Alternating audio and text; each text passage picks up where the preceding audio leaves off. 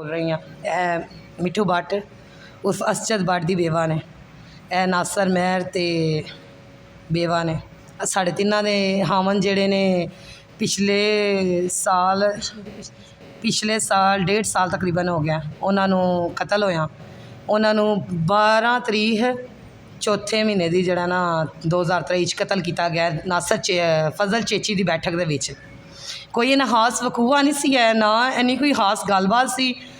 इन्होंने हफ्साबाद दा पुलिस ने जड़ा ना तनवीर असगर ने तफशीशी से साड़ा उस टाइम का उन्हें खबरां च बयान दिता कि इन्हों का लैन देन का मामलात है जिंदी वजह तो इन्होंने घर गए ने उन्होंने पैसे लैन ते इन्होंने फायरिंग करके अपने भी बंदे मारते हैं चप्पी भी मार गए पुलिस का यह बयान है। लेकिन एडा कोई खास बयान नहीं है। मेरे जेठ मिठू भट्ट उर्फ असचद भट्ट जेड़े ने उन्होंने दोस्त सन नासर महर वो हफ्साबाद के किसी केस दे विच जेड़ा है ना मुअल्लस होए सन। ठीक है उन्हों का कोई रोला सी हफ्साबाद के केस का।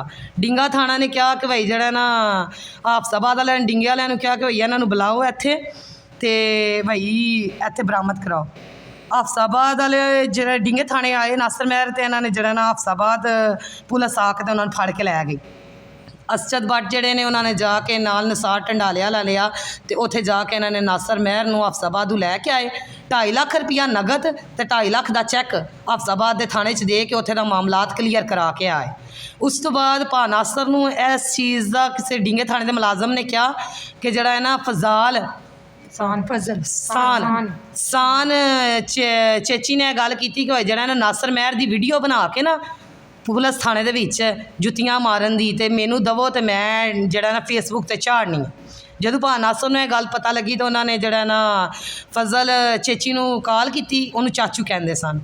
ठीक है उन्होंने कहते चाचू जड़ा ना इन्होंने यह गल की है कि भाई वीडियो बना के चाड़नी है तो भाई क्यों इन्होंने गल की है तो इंज दा मामला तो भाई इन्होंने मैंने फसाया सारा हिसाब किताब है तो भाई तुसी दसो भाई हुण मैं तुहाडी इज्जत करना वा तो मैं तुहानूं गल सारी दसन लगा तुसी दसो की गलबात है किस तरह मैं करा। उन्होंने कहा मेरा पुत्र तू परेशान ना हो मैं बाहर मुल्क मैं आवांगा तो मैं आके सारी गलबात करांगा जे इन्हां दा कसूर होया तेरे को माफ़ी भी मंगणगे तो तेरी जिहड़ी रकम लगी है तेनों वो भी अदा करनगे। ठीक है कुछ दिनों बाद फजल चेची पाकिस्तान च आ गया जड़ा ये भा नासर ने इन्हों रोज़ कॉल करनी कि भाई जड़ा ना तुसी चाचू गल नहीं गोलते पे। ठीक है इन्होंने कभी कहना मैं बमार हाँ कभी कुछ कहना कभी कुछ कहना। एक दफ़ा इन्हों की मजैद बास ते डिंगे थाने दे विच मजैद बास के नाल इन्हों की गलबात हुई। मजैद बास ने कहा कि जड़ा ना भाई तुसी इत्थे भरिया ना बनाओ घर च आके अपने घर बुला के इन्होंने भरिया मका लो। ठीक है यह पुलिस की सारी प्लैनिंग सी विच पहला ही फजल चेची ने मजैद बास तनवीर असगर ते एक दो होर पुलिस वाला फजाल तो एक दो होर पुलिस वाला मैंने उन्होंने नाम नहीं आते। मेरा भरा सी कभी ना इन्ना रिपोर्टरां दे अगे चढ़े ना मीडिया अगे चढ़े ना थाने कचहरियां च गए। असी जिंदगी कभी वेखी नहीं है जी साढ़े शोहरां दे कतल होने तो बाद सानू मिल गई है। तो मैनू अजे भी समझ नहीं आ रही कि मैं किस तरीके नाल अपना दुख बयान करा या किस तरह मैं अपनी गल रखा इन्हां अगे। इन्होंने अपने घर बुलाया उन्होंने आके भाई तुहाडे कोल माफ़ी मंगांगे तो भाई नाले तुहाडी रकम अदा करांगे। भा नासर दे नाल जड़ा भा मिठू असचद भट्ट ते निसार टंडाले वाला तिन्ने गए। मेरे हामद पिछू गए सदाम हुसैन भट्ट जेड़े ने पिछू गए ने बुलाया गया उन्होंने सारे उत्थे गए ने। इन्होंने अदनान असकर ने भी बुलाया लेकिन अदनान असकर जेड़ा वो रेंट कार का साडा अपना काम है डिंगे रोड ते जड़ा ना उत्थे अवतारी ते सवारी लैके ना लद्दे सद्दे गए असी तो यह नहीं उत्थे इन्हां दी बैठक च पहुँच सकिया। उत्थे इन्होंने पहुँच के सानू नहीं पता इन्होंने की गलबात हुई है की नहीं। इन्होंने जड़ा ना बंदूकां लैके बैठे सन साढ़े मियाँ घरों तो नत्ते गए ने खाली हथ गए ने नत्ते गए ने घरों खाना शाना खा के दस के सानू गए ने। एक 15-20 मिनट के इन्होंने साडा घर उजाड़ सड़िया साढ़े बच्चों के सिरों तो उन्होंने बाप का साया खो सड़िया। डिंगा थाना बिल्कुल नज़दीक है वकूआ होने टाइम सारा पिंड सारी दुनिया उत्थे इकट्ठी हो गई है।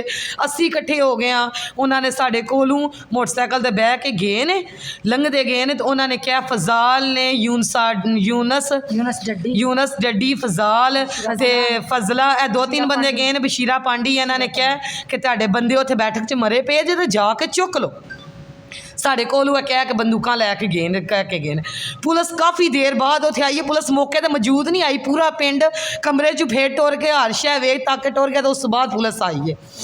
फिर पुलिस आई है तो पुलिस ने कहा कि लाशां लवारिस ने ਅਦਨਾਨ ਸਾਡਾ ਦੇਵਰ ਜਿਹੜਾ ਹੈ ਉਹ ਮੌਕੇ ਤੇ ਮੌਜੂਦ ਨਹੀਂ ਸੀ, ਉਹ ਲੱਦੇ ਸੱਦੇ ਸਵਾਰੀ ਲੈ ਕੇ ਗਿਆ ਸੀ।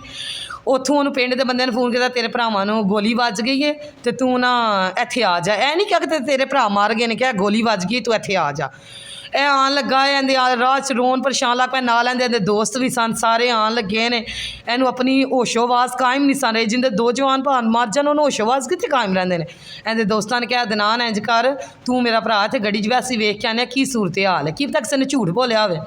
ਜਦੋਂ ਇਹ ਉੱਥੇ ਪਿੰਡ ਦੀ ਹੱਜ ਪਹੁੰਚਣਾ, ਇਹਨਾਂ ਨੂੰ ਪਤਾ ਲੱਗਾ ਸਦਾਮ ਹੁਸੈਨ ਵੀ ਕਤਲ ਹੋ ਗਏ ਤੇ ਅਸਜਦ ਬੱਟ ਵੀ ਕਤਲ ਹੋ ਗਏ।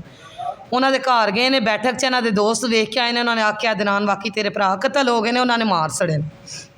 ਸਾਡੇ ਘਰ ਅਦਨਾਨ ਆਇਆ, ਮੈਨੂੰ ਆ ਕੇ ਮਿਲਿਆ, ਗਲੇ ਲੱਗਾ। ਮੈਂ ਕਿਹਾ ਅਦਨਾਨ ਕੋਈ ਬੰਦਾ ਕਹਿੰਦਾ ਪਿਆ ਕਿ ਉੱਥੇ ਤੇਰੇ ਭਰਾ ਕਤਲ ਹੋਏ ਨੇ, ਜਾ ਕੇ ਵੇਖ ਕੇ ਆ।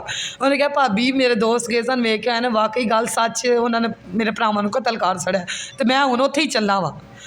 ਅਦਨਾਨ ਗਿਆ, ਅਸੀਂ ਵੀ ਪਿੱਛੇ ਚਲੀਆਂ ਗਈਆਂ ਸਾਰੀਆਂ। ਮਜੈਦ ਬਾਸ ਨੇ ਸਾਡੇ ਸਿਰ 'ਤੇ ਹੱਥ ਰੱਖ ਕੇ ਕਿਹਾ ਮੇਰੀਓ ਧੀਓ ਤੁਹਾਡੇ ਨਾਲ ਬੜਾ ਜ਼ੁਲਮ ਹੋਇਆ, ਤੁਹਾਡੇ ਨਾਲ ਬੜੀ ਜ਼ਿਆਦਤੀ ਹੋਈ ਏ। ਅਸੀਂ ਜਿਹੜਾ ਨਾ ਚੇਚੀਆਂ ਨੇ ਤੁਹਾਡੇ ਨਾਲ ਬੜੀ ਜ਼ਿਆਦਤੀ ਕੀਤੀ, ਅਸੀਂ ਤੁਹਾਨੂੰ ਇਨਸਾਫ ਦਿਵਾਵਾਂਗੇ।